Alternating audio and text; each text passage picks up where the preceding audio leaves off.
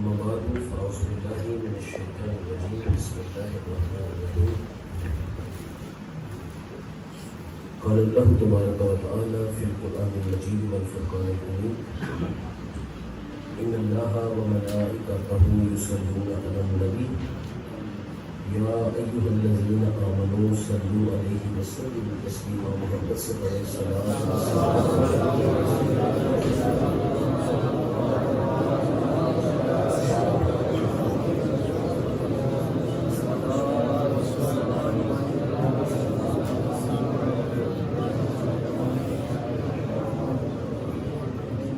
میرا موضوع پہلے سے ڈسائڈ تھا کہ ہم نے سورہ کوثر کے حوالے سے گفتگو کرنی ہے، لہٰذا میں چند ایک منٹ میں سورہ کوثر کے متعلق کچھ عرض کر کے جاننا چاہوں گا۔ سورہ کوثر قرآن پاک کی سب سے چھوٹی یعنی سب سے مختصر ترین سورہ مبارکہ ہے، 3 آیات پر مشتمل ہے، مکی سورہ مبارکہ ہے۔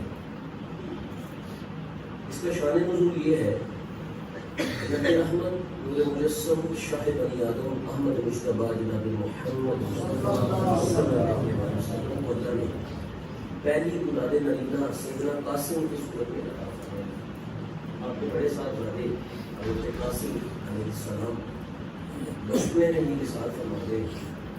مکہ ہی میں آپ کے ہاں دوسرے بیٹے جو حضرت خدیجہ رضی اللہ عنہا کے بطن اشرف سے پیدا ہوئے سیدنا عبداللہ طیب الطاہر کے نام سے بھی جانا جاتا ہے، وہ پیدا ہوئے، ابھی چند ہی وقت گزرا تو ان کا بھی وصال ہو گیا۔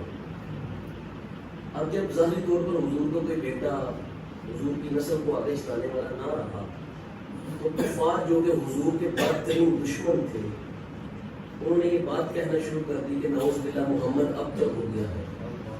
ابتر عربی زبان میں اس بندے کو کہتے ہیں کہ جس کی اولاد نہیں چلے گی، جس کا کوئی نام لیوا نہیں لے گا، جس کا کوئی گدی نشین جانشین نہیں ہوگا، اور اس کا ذکر دنیا میں خود بخود ختم ہو جائے گا کیونکہ اس کا نام لینے والے کوئی نہیں ہوگا۔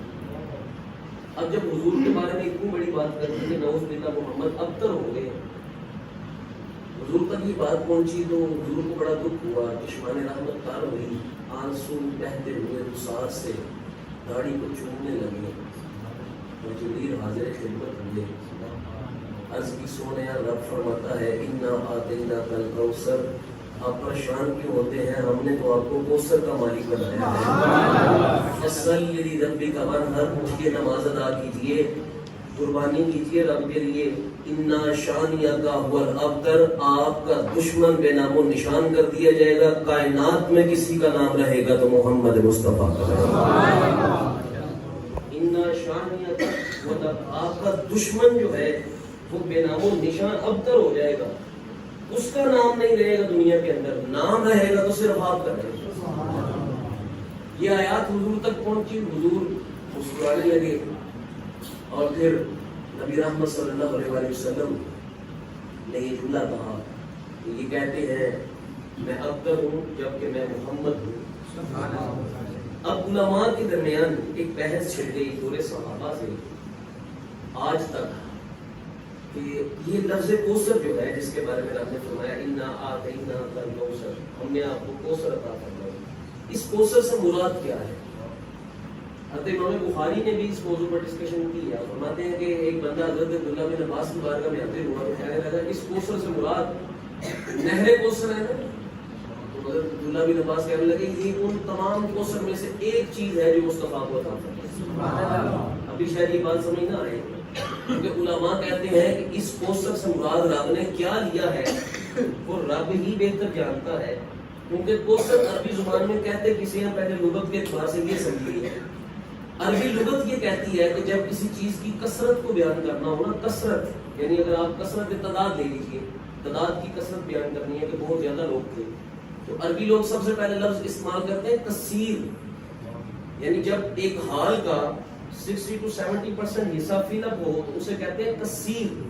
کثیر تعداد میں لوگ موجود تھے، کثرت تعداد کو بیان کرنا ہے تو لفظ کثیر۔ اب اس سے بھی زیادہ کثرت تعداد بیان کرنی ہے تو کہا جائے گا اکثر، حال کا اکثر حصہ فل تھا یعنی مور دین 75%، 75% سے زیادہ رقبہ فل تھا۔ اور کہا اس سے بھی زیادہ کثرت کو بیان کرنا ہو تو کہتے ہیں کثار، اباؤ 90% سے زیادہ کسی جگہ میں کثرت ہو جائے تو کہتے ہیں کہ سار، اور کہا پھر ایک سپرلیٹو ڈگری آتی ہے کہ جب اعداد و شمار سے باہر چلی جائے کوئی چیز تو اسے کہتے ہیں کوثر۔ محبوب ہم نے اتنی خوبیاں آپ کو عطا فرمائی ہیں جو کسی کے اعداد و شمار میں بھی نہیں آ سکتی، اسے کہا جاتا ہے کوثر۔ محبوب ہم نے کوثر عطا فرمایا ہے۔ اب یہ کوثر کس چیز کا ہے؟ تو جیسا کہ وہ صحابی نے سب سے پہلے عرض کیا حضرت عبداللہ بن عباس سے کہ اس سے مراد نہر کوثر ہے۔ امام راضی نے تفسیر کبیر کے اندر درجن سے زیادہ معنی بیان کی اس لفظ کوثر۔ یہ کون سا کوثر ہو سکتا ہے جو مصطفیٰ کریم صلی اللہ علیہ وسلم کو عطا کیا گیا؟ اب پہلا معنی لاتے ہیں یہ نہر کوثر، اور یہ نہر کوثر کیا ہے؟ نبی رحمت صلی اللہ علیہ وسلم فرماتے ہیں جب میں معراج پر گیا تو مجھے جنت میں 4 نہریں دکھائی، چاروں بڑی شان والی تھی، لیکن ایک نہر تھی جس کا نام کوثر تھا، بے شمار خوبیوں والی نہر۔ حضور ان کی کوئی خوبیاں بیان فرمائیے، کہا وہ کوثر نہر جو مجھے دکھا کر کہا گیا حضور یہ نہر آپ کو دی گئی ہے، اس کی شان یہ ہے کہ اس کے اندر جو مٹی ہے اس کی تہ میں وہ مشک اور عنبر سے زیادہ خوشبودار مٹی ہے، اور اسے سونے اور چاندی اور ہیرے اور جواہرات سے مزین کیا گیا ہے، اور اس کے اندر اب جو پانی ہے وہ شہد سے زیادہ میٹھا، وہ دودھ سے زیادہ سفید، اور وہ برف سے زیادہ ٹھنڈا اور شفاف بنایا گیا ہے۔ اور کہا پھر اس کے اندر اونٹوں کی گدروں جیسے بڑے بڑے پرندے ہیں۔ حضرت عمر سن کر یہ کہتے ہیں حضور کتنے خوش قسمت پرندے ہیں۔ نبی رحمت فرماتے ہیں عمر خوش قسمت تو میرے امتی ہیں جنہوں نے ان پرندوں کو کھانا ہے۔ تو کہا اس کوثر سے مراد نہر کوثر۔ امام راضی کہتے ہیں اس کوثر سے مراد جسے سن کر حضور مسکرا اٹھے حوض کوثر بھی ہو سکتا ہے۔ ایک نہر کوثر ہے، ایک حوض کوثر ہے۔ اب یہ حوض کوثر کیا ہے؟ کہا معاشر کی تپتی ہوئی زمین، سوا نیزے پر سورج، ہر بندہ گرمی سے پسینے میں شرابور ہے، اور پیاس سے زبان کانٹا ہوئی ہے، حلق خشک ہوا ہے، اور کوئی سایہ میسر نہیں آ رہا۔ نبی رحمت فرماتے ہیں تم مجھے ایک حوض ہوگا معاشر کے میدان میں، ایک تالاب ہوگا، اس پر ڈھونڈنا، وہ حوض کوثر ہوگا اور مجھے اس کا مالک بنایا جائے گا۔ اس میں جنت کی 2 نہروں کا پانی گر رہا ہوگا، اور اس کے کناروں پر آسمان کے ستاروں کی تعداد میں سونے اور چاندی کے برتن پڑے ہوں گے۔ تم میرے پاس وہاں آنا، میں تمہیں اس میں سے جام پلاؤں گا، جو پی لے گا پھر اسے معاشر کی گرمی نہیں ستانے لگی۔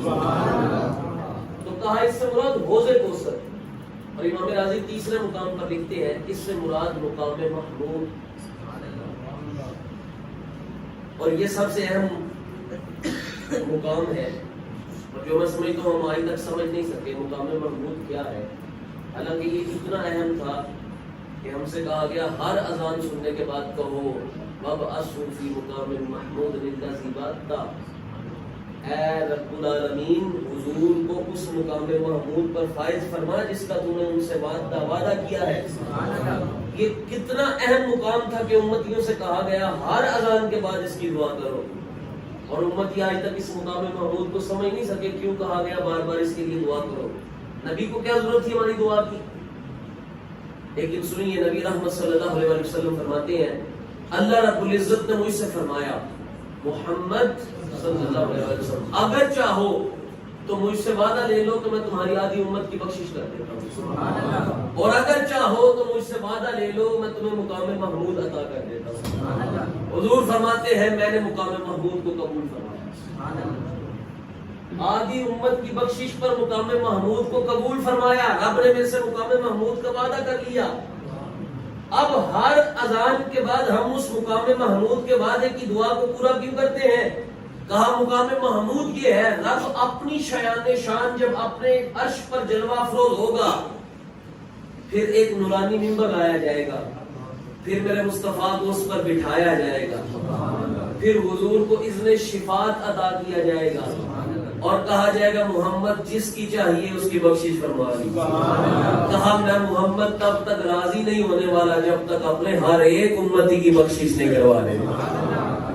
تو یہ مقام محمود جس کی ہر وقت ہم دعا کرتے ہیں ہر اذان کے بعد وہ یہ ہے کہ یا اللہ جب حضور کو وہاں بٹھایا جائے اور حضور کو یہ بتایا جائے کہ یہ امتی دعائیں کرتا رہا ہے اس مقام محمود کی، پھر حضور بھی مقام محمود پر بیٹھ کر مجھ جیسے نکموں کی بخشش فرما سکتے.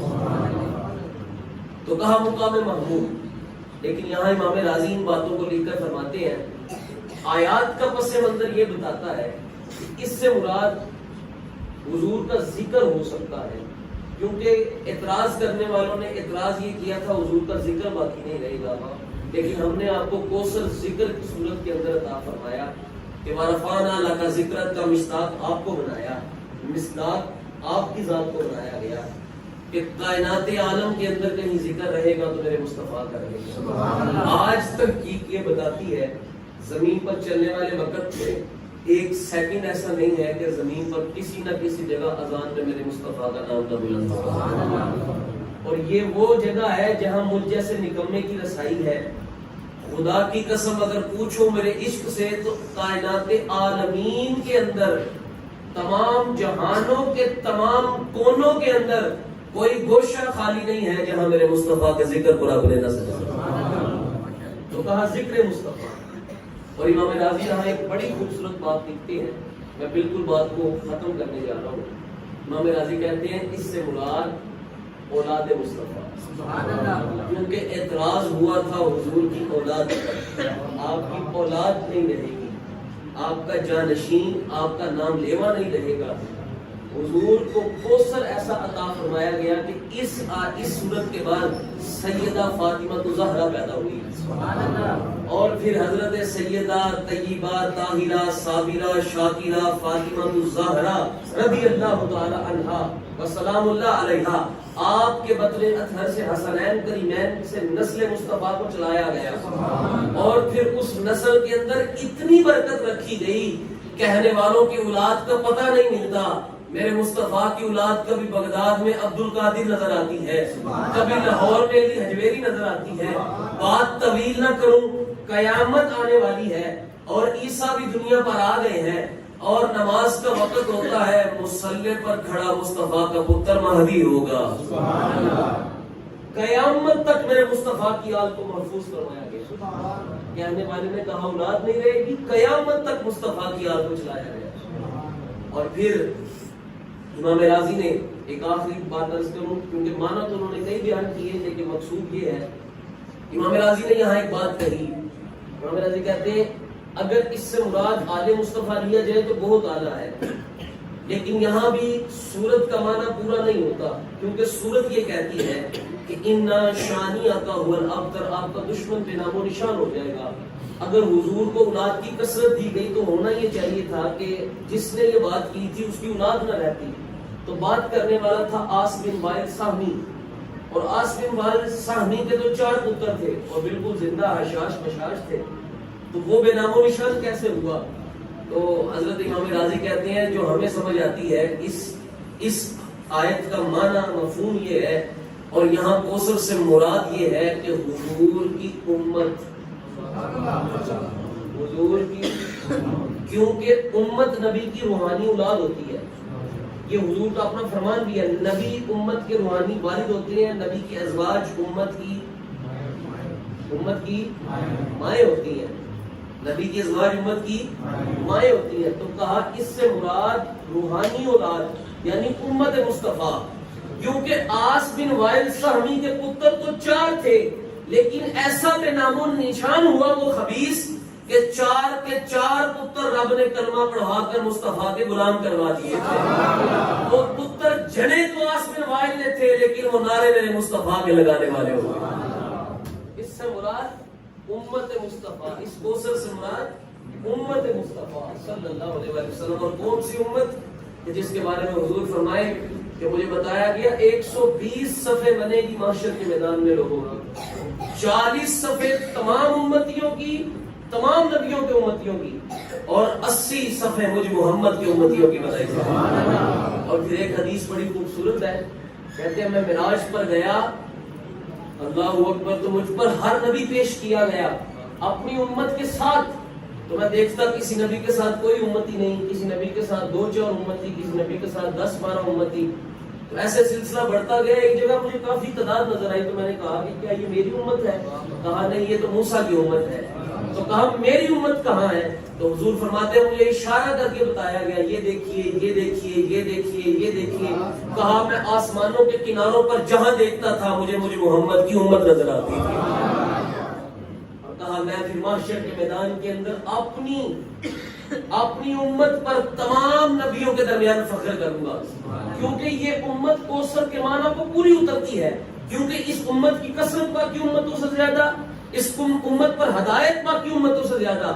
اس امت میں جو علماء ہیں, امام راضی نے یہ بھی لکھا ہے, اس امت میں جو علماء ہیں, پرانے انبیاء کے جو علماء تھے, انبیاء کے جانے کے بعد بس وہ کام سمیٹ دیتے کہ نبی چلے گئے, اب نئے نبی کا انتظار کرتے ہیں. اب یہاں چونکہ حضور پر ختم نبوت سج گئی, یہاں چونکہ قرآن فائنل آرڈر ڈکلیئر ہو گیا, اب حضور کا یہ فرمان آ گیا کہ میری امت کے علماء بنی اسرائیل کے نبیوں جیسا کام کرنے والے ہیں. اور پھر اس امت کے علماء نے وہ کر کے دکھایا, کبھی بخاری جیسے نے بخاری عطا کر کے, کبھی رازی جیسے نے, کبھی غزالی جیسے, اور کبھی ان سب کے امام ابو حنیفہ جیسے. اس امت کے علماء نے پرانے نبیوں جیسا تجدید کا کام کیا اور ہر دور کے اندر کیا. تو کہا اس امت کو مراد دیا جائے کہ اس امت کے علماء بھی اس میں شامل ہیں, اس امت کی کثرت بھی اس میں شامل ہے, اس امت کا ہدایت پر جمع ہونا بھی شامل ہے. کیونکہ نبی نے فرما دیا صلی اللہ علیہ وسلم میری امت کبھی گمراہی پر اکٹھی نہیں ہو سکتی. اور پھر اس امت کے مجاہدین اگر وقت زیادہ نہ ہو گیا ہو تو یہ بات بڑی خوبصورت سماعت کیجیے, اس امت میں وہ مجاہدین ہیں جو نبی کی عزت شان ناموس پر ایک حرف نہ برداشت کریں اور گردنوں کا نذرانہ پیش کریں.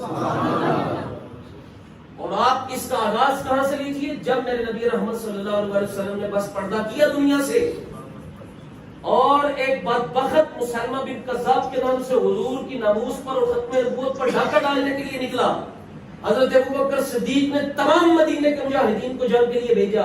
حضرت عمر نے یہاں تک کہا ابوبکر کسی کو تو رہنے دیجیے مدینے میں, اور قربان جاؤں ابوبکر پر. کہا عمر کسی کی بات کرتے ہو, اگر جنگلوں سے درندے آ کر ابوبکر کے لاشے کو لے جائیں تو کوئی پرواہ نہیں, لیکن مصطفیٰ کی عزت پر ایک حرف نہیں برداشت کیا جائے. اور جس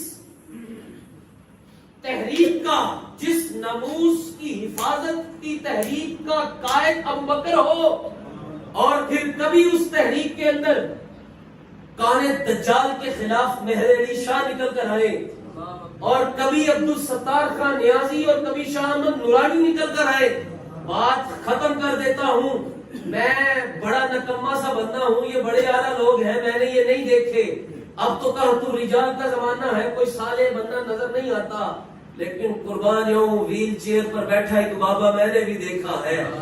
جب وہ نعرہ لگاتا تھا مصطفیٰ کی ناموس کی حفاظت کا, خدا کی قسم میں نے بزرگوں میں جوانیوں کو واپس آتے ہوئے دیکھا. مجاہدین امت, علماء امت, اولیاء امت, کثرت امت, ہدایت امت, اس سے مراد امت مصطفیٰ. اور امام راضی نے بات کو یہاں سمیٹ کر ایک بڑا خوبصورت اور لطیف نقطہ بیان کر دیا. آپ فرماتے ہیں کیونکہ معنی بھی بہت سارے ہیں جن کی طرف میں گیا نہیں وقت کی کمی کی وجہ سے, یہ بڑا مفصل, بڑا طویل اور بڑا سیر حاصل گفتگو کرنے والا ٹاپک ہے. امام راضی یہ کہتے ہیں, اب یہاں ہم نے جو معنی کو پورا اترتا ہے وہ معنی ڈیسائیڈ کیا امت مصطفیٰ, لیکن رب بڑی شانوں والا ہے جی, رب کے خزانوں میں کمی کوئی نہیں ہے. وہ جب بے شمار عزتیں دینا چاہے تو پھر کون روک سکتا ہے, وہ تو عزتوں کا مالک ہے. اب قرآن کے اندر عربی زبان کا استعمال ہے, اور عربی زبان اپنے آپ میں ایک فصاحت و بلاغت کا ملکہ رکھتی ہے. عرب میں ایک قانون ہے, آپ اگر اسے سمجھنا چاہیں نا تو بالکل سٹارٹ آف دی قرآن سمجھیے. قرآن آغاز ہوتے ہی نا ہم آیت مبارکہ تلاوت کرتے ہیں سورہ فاتحہ سے, الحمدللہ رب العالمین, تمام تعریفیں اللہ کے لیے جو تمام جہانوں کا پالنے والا ہے, رب ہے. اچھا, حمد کہتے ہیں تعریف کو, حمد کسے کہتے ہیں؟ جب تھک گئے ہو تو گل کوئی نہیں. حمد کسے کہتے ہیں؟ تعریف کو. میں نے آپ سے ایک دفعہ نہیں کہا سبحان اللہ کو، اونچی سبحان اللہ کو، ہاتھ چوک کرو، نعرہ لگاؤ. میں اس مزاج کا ہے ہی نہیں، کیونکہ میں سمجھتا ہوں کہ بس جس نے سبحان اللہ کہنا ہے یا نعرہ لگانا ہے اس نے مصطفیٰ کی بات سن کر خود ہی لگا دینا. اور باتیں کرو حضور کی، باقی کام خود ہی ہوتا جائے گا. اب یہ نقطہ سماعت فرمائیے. حمد کہتے ہیں تعریف کو. ہم اس کا معنی کرتے ہیں تمام طریقے.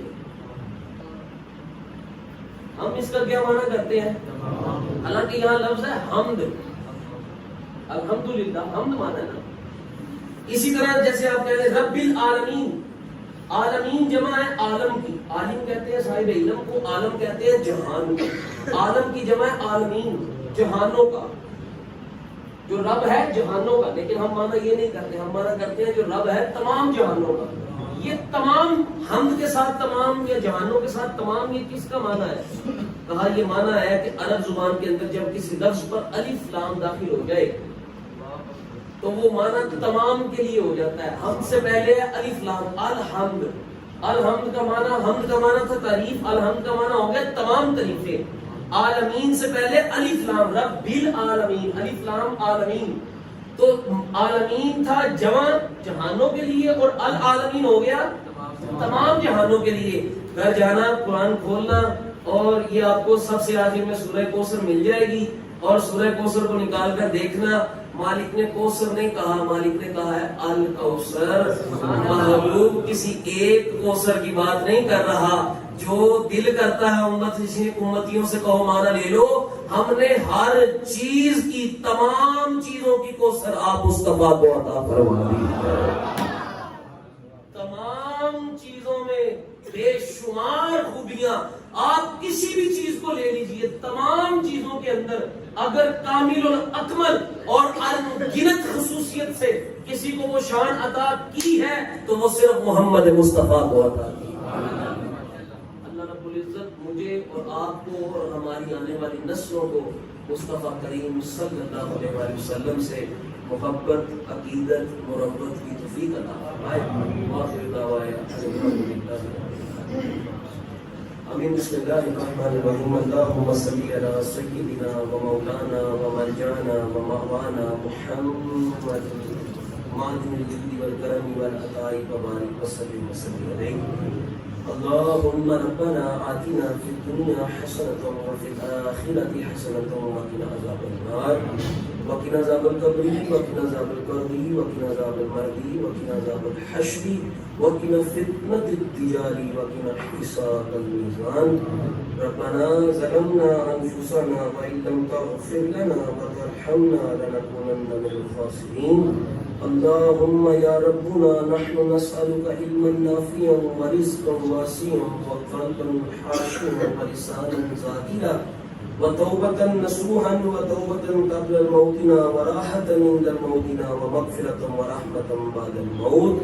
مالک عز و جل یہ جتنے ہاتھ تیری بارگاہ میں اٹھے ہیں صدقہ ذکر مصطفیٰ صلی اللہ علیہ وآلہ وسلم کا اور اس ماہ مقدس رمضان المبارک کا، الہی جو کوئی نیک جائز تمنائیں، آرزوئیں، جستجوئیں، خواہشات لے کر بیٹھے ہیں مولا سب کو پورا فرما. جو کوئی پریشانی، بے چینی، بے سکونی، بے یقینی کا شکار ہے مولا ذکر مصطفیٰ کے صدقے سے تمام پریشانیوں کو دور فرما. مولا ہمارے ظاہر و باطن کو صاف فرما اور ہمیں ظاہری و باطنی، روحانی و جسمانی تمام بیماریوں سے شفائے کاملہ عطا فرما.